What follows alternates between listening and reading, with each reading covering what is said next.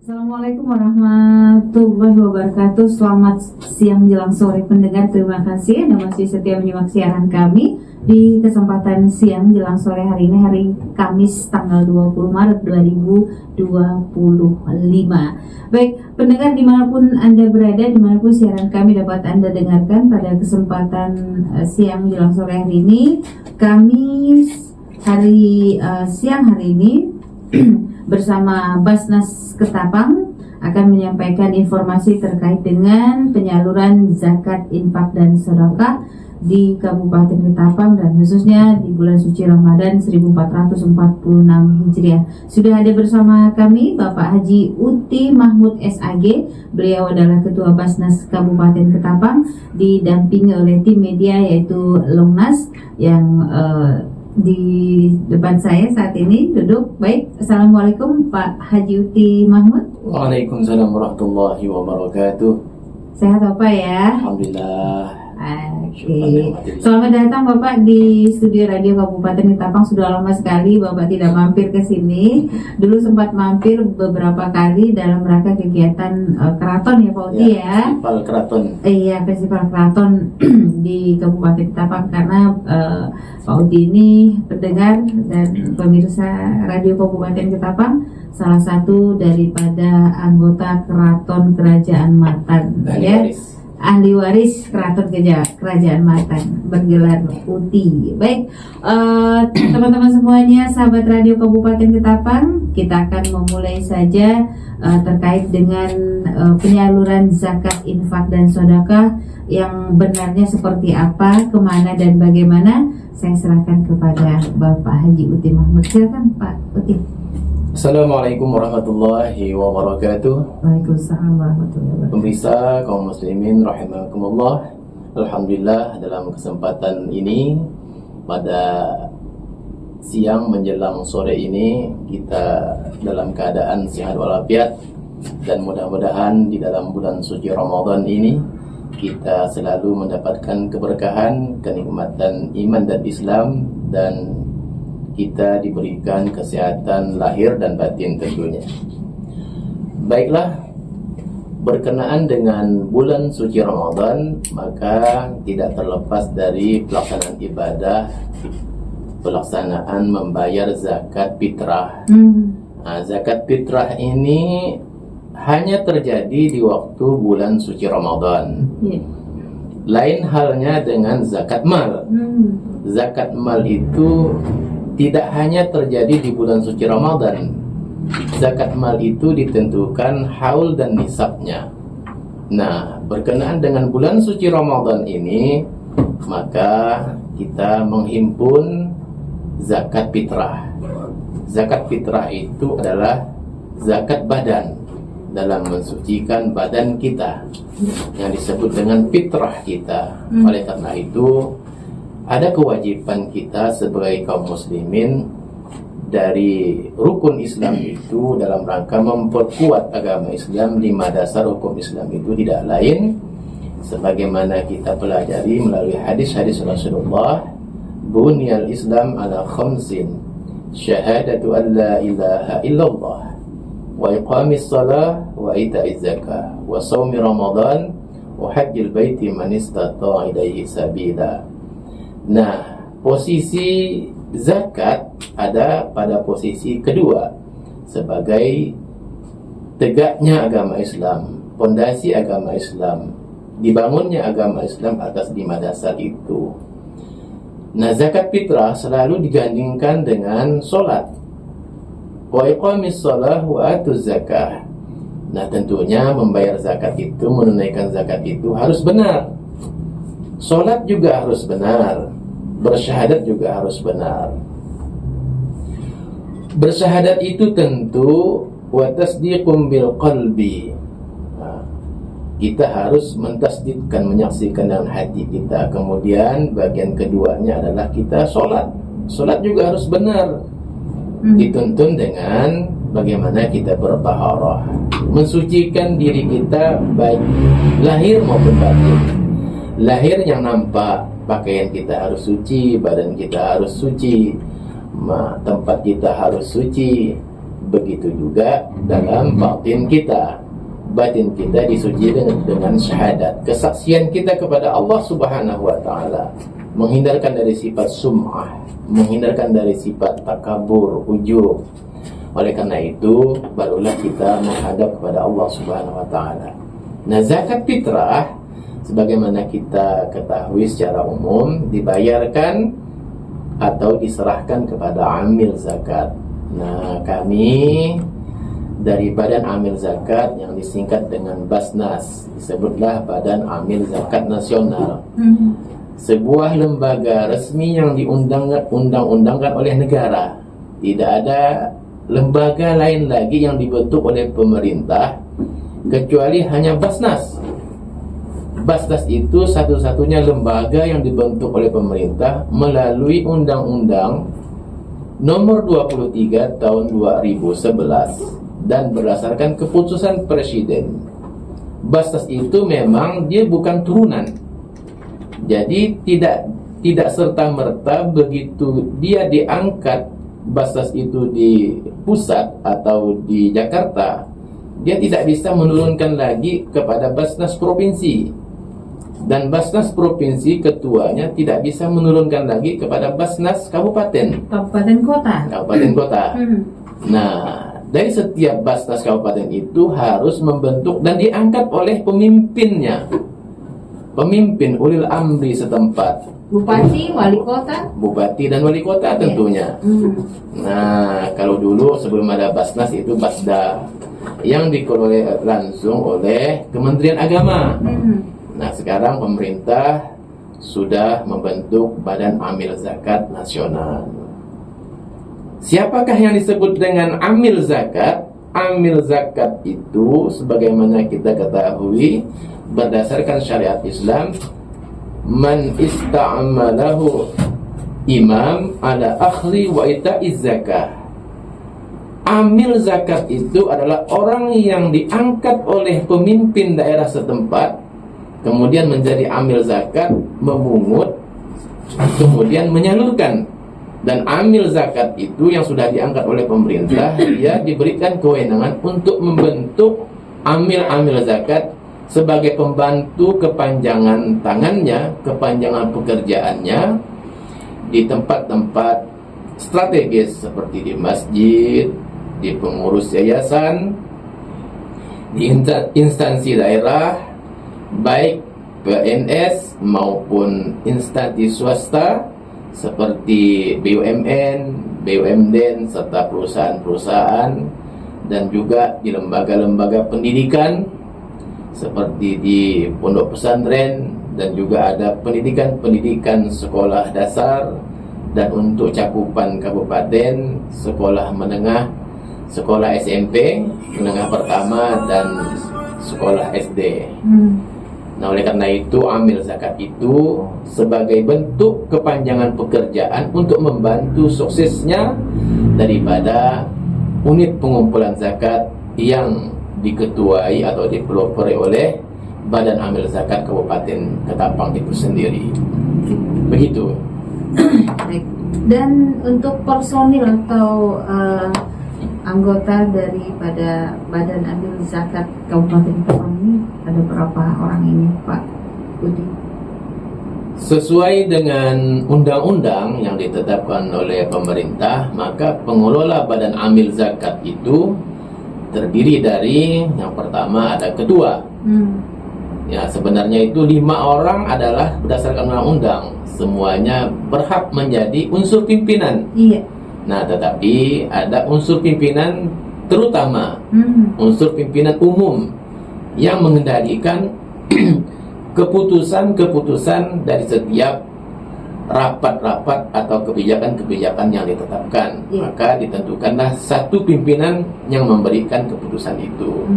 Nah, untuk unsur pimpinan kedua itu bagian keuangan, dan juga bagian pendistribusian, dan juga bagian pengumpulan, serta mengendalikan manajemen sistem informatika yang mau tidak mau dengan perkembangan zaman sekarang ini, maka kita harus menggunakan teknologi yang bersifat online. Nah, di Basnas ada disebut dengan Simba. Sistem Manajemen Informasi Basnas. Ya.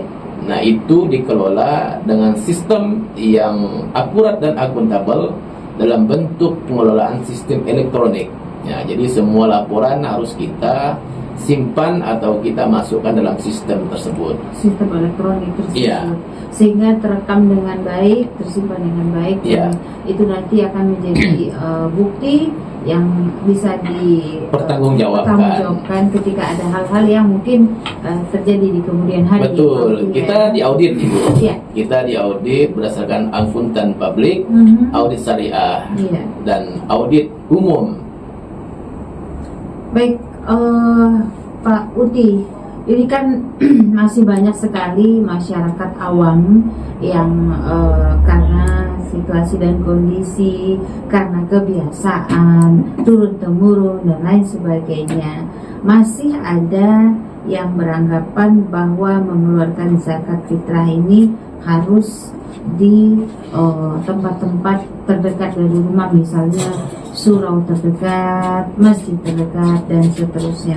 Nih, agak melenceng sedikit dari tema kita, Pak Uti. Banyakkan kita dari masyarakat awam, saya ulangi lagi, menjelang satu hari Idul Fitri, mereka berbondong-bondong mengeluarkan zakatnya atau mengantarkan zakat fitrahnya langsung ke masjid terdekat atau surau terdekat, di mana di sana sudah dibentuk panitia masjid yang mana mereka juga mengumpulkan zakat atau infak, sedekah, dan seterusnya. Ternyata begitu kita mendapatkan satu penjelasan dari Basnas bahwa yang mana zakat ini harus diserahkan ke petugas amil atau Basnas yang dibentuk oleh pemerintah secara kelembagaannya dan diakui secara syar'i atau syariah ya dalam hukum Islam. Pertanyaannya, bagaimana panitia yang dibentuk di surau atau masjid yang sudah turun-temurun ini terjadi selama ini, kemudian apakah boleh mereka menerima dan menyalurkan zakat, infak, dan sedekah ini? Mohon penjelasan dari Ketua Basnas. Silakan, Pak. Baik, terima kasih. Pemirsa rahimakumullah, tentu dalam mengelola zakat, infak, dan sedekah itu harus sesuai dengan kaidah hukum Islam dan undang-undang. Nah, sebagaimana kita ketahui bahwa pengumpulan zakat yang ada di beberapa tempat seperti di surau, masjid, yayasan, pondok pesantren, instansi terkait, instansi pemerintah maupun swasta. Oleh karena itu harus mengacu kepada hukum syariah dan undang-undang. Sebagaimana diatur dalam hukum syariah itu, maka kita harus membentuk amil zakat. Siapa yang disebut dengan amil? Beda dengan panitia. Panitia itu tidak disebutkan dalam undang-undang maupun hukum syar'i. Nah, yang disebut dengan amil zakat itu kita lihat pada surah At-Taubah ayat 60. Innamas sadaqah tulil fuqara wal masakin wal amilin. Nah, amil masuk dalam kategori 8 asnaf itu sendiri.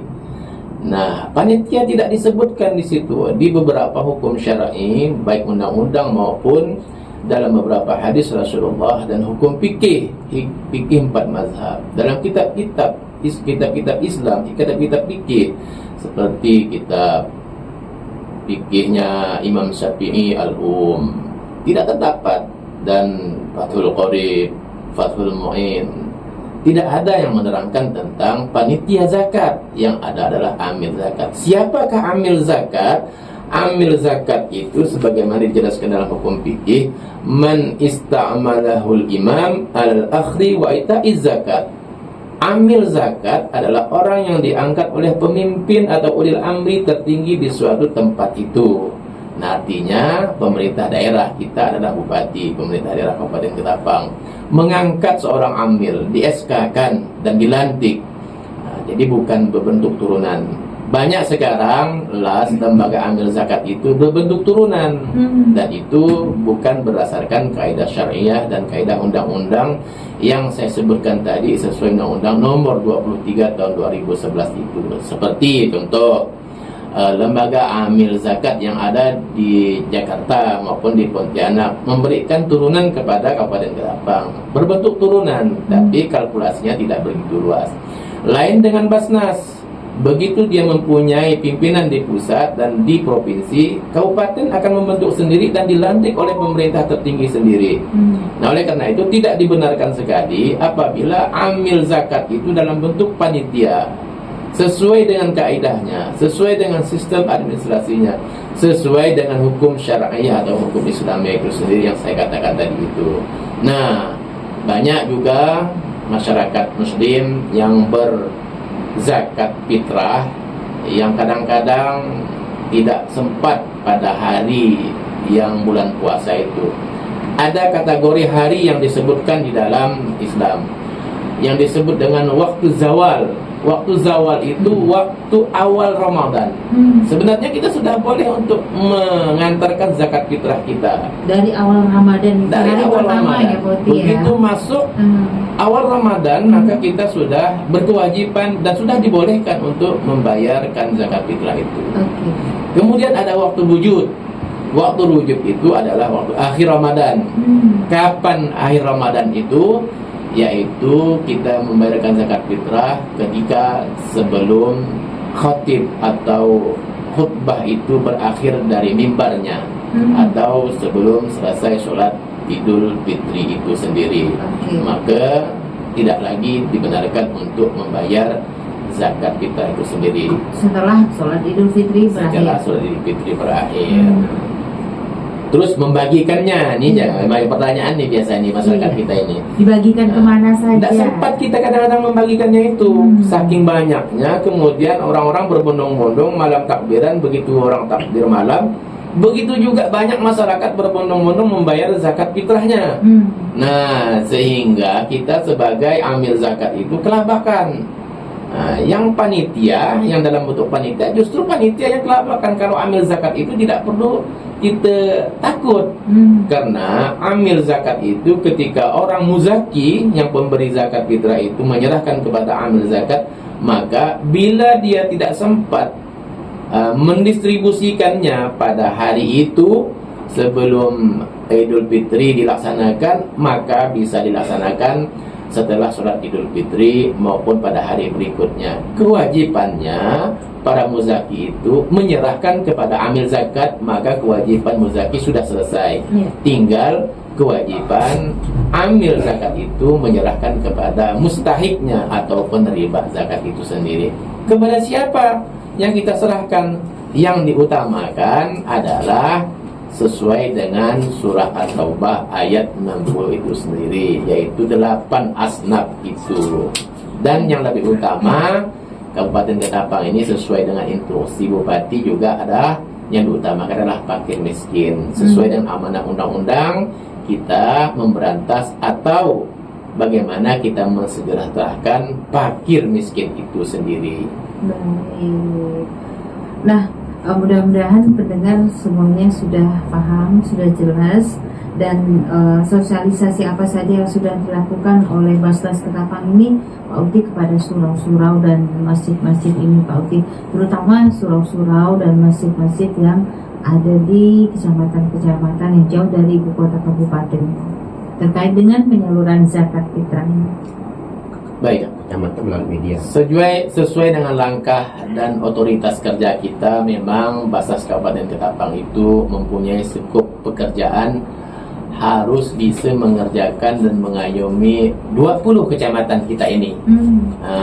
20 kecamatan itu karena kita ini dalam bentuk badan amil zakat yang diundang-undangkan, yang diamanahkan oleh pemerintah daerah untuk mengurus 20 kecamatan. Nah, untuk mengurus 20 kecamatan ini tentu memerlukan waktu yang cukup panjang, memerlukan pembiayaan yang harus terorganisir. Artinya kita persiapkan waktu dan dipersiapkan pembiayaan dan segala perangkat kerja kita. Nah, contoh kita kalau mau ke Manis Mata, sosialisasi, maka kita juga harus berkoordinasi dengan pihak kecamatan, pihak desa, dan kemudian dikumpulkan dalam satu ruangan atau gedung pertemuan yang sebagaimana pernah kami laksanakan di Matan Hilir Selatan, Matan Hilir Utara, juga di kantor camat, di Kendawangan.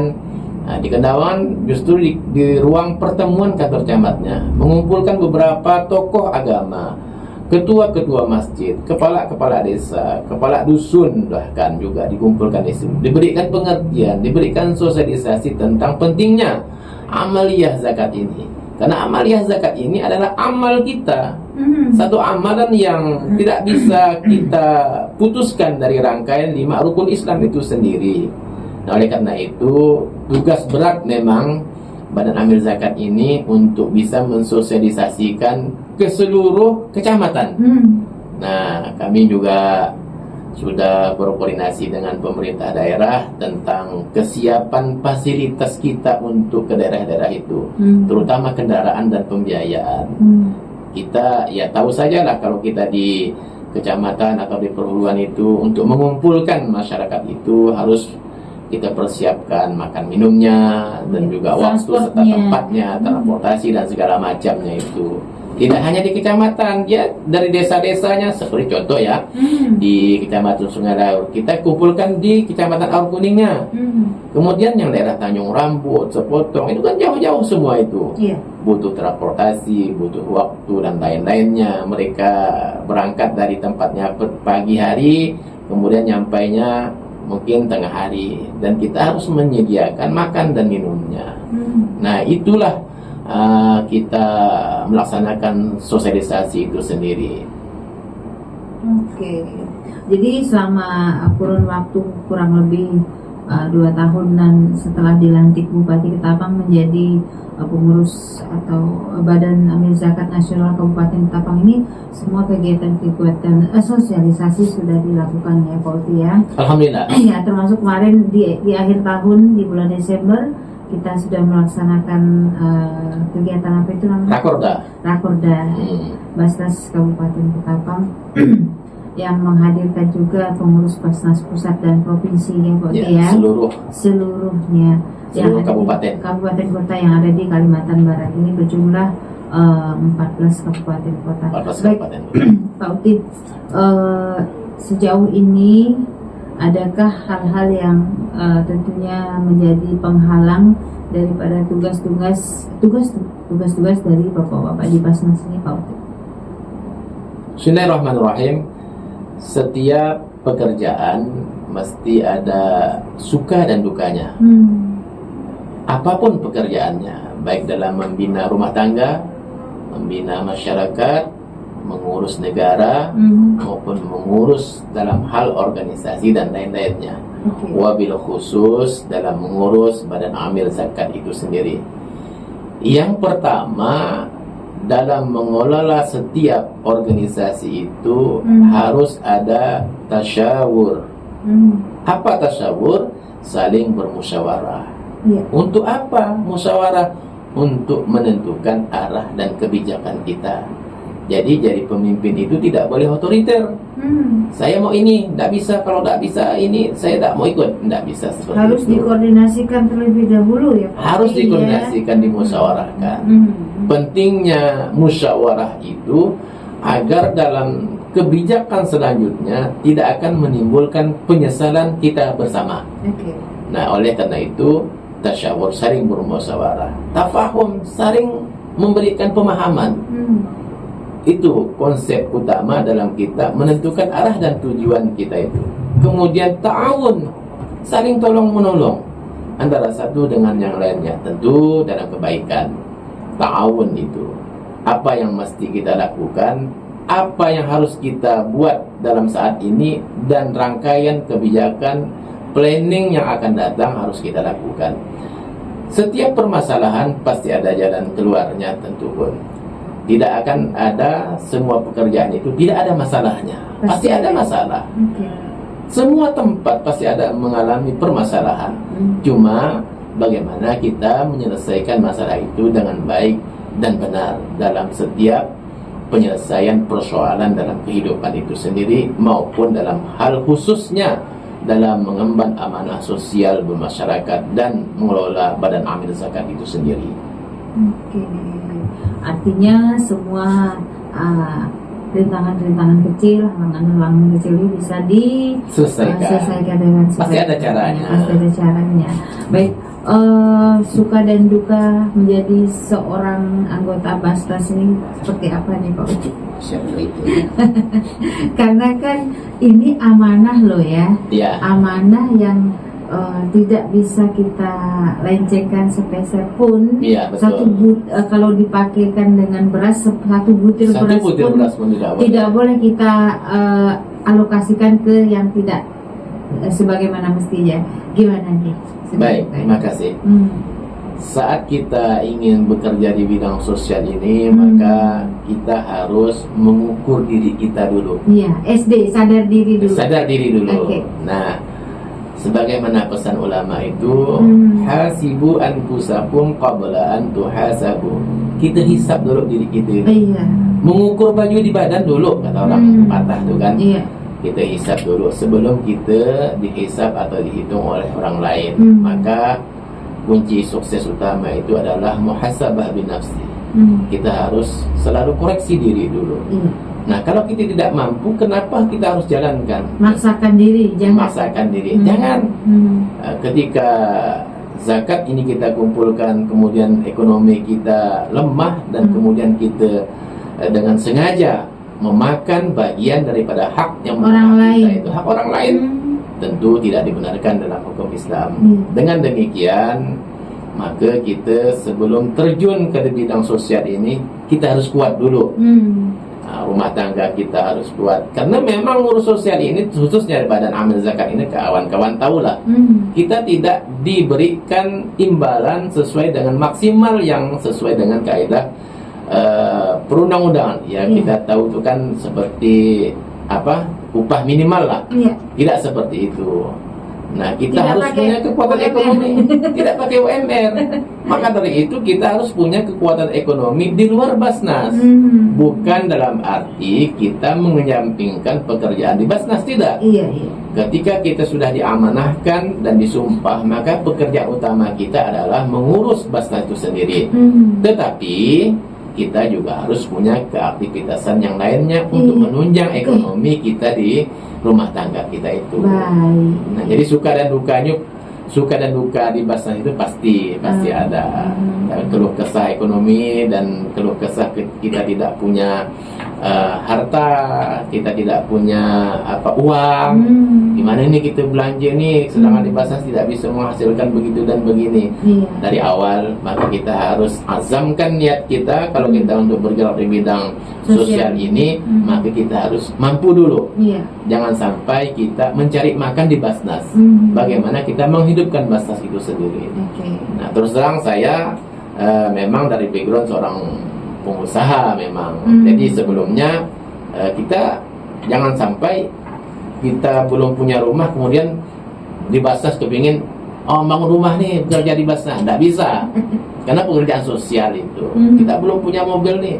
Pengen beli mobil dari Basnas. Tidak bisa. Tidak bisa.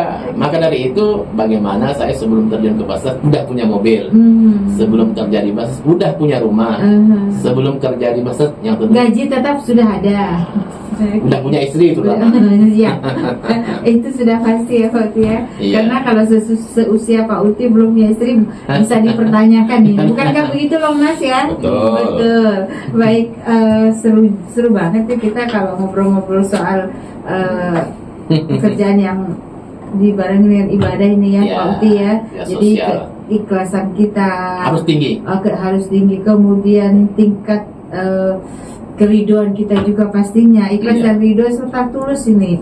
Karena jangan mencari makan lewat Basnas. Satu tadi, jangan mau beli mobil karena dari Basnas. Jangan bikin rumah dari Basnas. Uangnya dari mana gitu ya Pak. Jadi artinya tingkat perekonomian para pengurus Basnas ini sudah di atas rata-rata ya, harus kuat. Mereka punya fondasi yang harus kuat sehingga tidak ada godaan-godaan nanti ketika sudah melaksanakan tugas itu. Intinya jangan mencari kehidupan di lingkungan Basnas itu sendiri. Iya. Atau di organisasi sosial di mana Anda dipercayakan di sana. Betul. Ya berarti ya. Baik, Pak Uti, sekali lagi kepada seluruh masyarakat Kabupaten Ketapang, terutama tentunya umat Muslim yang sebentar lagi akan melaksanakan Hari Raya Idul Fitri, walaupun ini baru hari yang ke-20, artinya mungkin kita punya waktu insya Allah sampai 10 hari ke depan lagi. Baik. Atau 10 hari terakhir nih, pesan-pesan kepada umat Muslim yang akan melaksanakan Hari Raya Idul Fitri, kemudian yang harus mengutamakan juga membayar zakat fitrah ini, jangan sampai lupa atau hilap dan lain sebagainya. Silakan. Bismillahirrahmanirrahim. Assalamualaikum warahmatullahi wabarakatuh. Muslimin, muslimat, rahimakumullah. Pada sore hari ini saya menyampaikan 5 menit dari statement akhir daripada Badan Amil Zakat ini. Kaum muslimin rahimakumullah. Ketika kita berbicara harta, ketika kita berbicara rizki, semuanya kita tidak mempunyai rizki dan tidak mempunyai harta. Kita semua lahir dalam keadaan telanjang, tanpa membedakan status apapun. Kita lahir dalam keadaan tidak mempunyai harta benda, dan kita lahir dalam keadaan tidak berpakaian. Oleh karena itu yang membedakan status kita nanti adalah di hadapan Allah. Innama akramakum indallahi atqakum. Ma'asyiral kaum muslimin rahimakumullah. Kemudian berkaitan dengan zakat ini, jangan sampai kita lalai. Zakat fitrah yang harus kita tunaikan pada bulan Ramadan ini, yang waktunya tidak lama lagi akan mendekati Lebaran Idul Fitri, yang kurang lebih 10 hari lagi. Oleh karena itu jangan sampai lalaikan tentang apa yang diperintahkan Allah Subhanahu wa Ta'ala. Tingkatkan rasa empati kita, karena zakat itu menumbuhkan rasa kepekaan sosial kita antar sesama. Bagi para aghnia, para muzaki yang memiliki harta dari segi usahanya, perdagangannya, baik profesinya maupun usaha-usaha lainnya yang menimbulkan sebuah materi dalam kehidupannya. Ingat perintah Allah Subhanahu wa Ta'ala dalam surah Az-Zariyat ayat 19, wa fi amwalihim haqqun lis-sa'ili wal mahrum. Di dalam harta-harta kita itu haqqul lis-sa'ili wal mahrum, terdapat hak-hak fakir miskin. Oleh karena itu, maka kunci yang utama dalam kehidupan kita harus mau berbagi, mau bersedekah, berinfak untuk kepentingan sosial dan menegakkan agama Allah, amal yang dianjurkan oleh Allah Subhanahu wa Ta'ala. Sebagaimana dalam perintah surah Al-Munafiqun ayat 10, wa anfiqu mimma razaqnakum min qabli an ya'ti ahadakumul maut fayaqula rabbi laula akhartani ila ajalin qarib. Ibadah lain tidak dihitung. Solat kita, ketika kita solat, maka ketika kita mati, solat itu tidak bisa kita laksanakan lagi dan pahalanya tidak mengalir lagi. Ibadah haji, ketika kita mendapatkan pahalanya saat kita melaksanakan ibadah haji saja. Ibadah sosial lainnya seperti melaksanakan membaca Al-Quran, saat kita membaca Al-Quran, maka pahalanya kita terima saat kita membaca Al-Quran saja. Tetapi ketika kita sudah meninggal, tidak lagi pahala itu kita terima, kecuali sedekah. Maka dari itu, laula akhartani ila ajalin qarib. Ketika seorang dijemput, napasnya diakhiri, ajalnya dijemput malaikat Israel dan diperintahkan oleh Allah Subhanahu wa Ta'ala, maka seseorang itu ingin minta kembalikan ke dunia, meminta akhartani ila ajalin qarib. Ya Allah, kata orang yang mau meninggal itu, bisakah ya Allah saya meminta waktu walau sesaat saja, minta diakhiri napas saya untuk dihembuskan terakhir.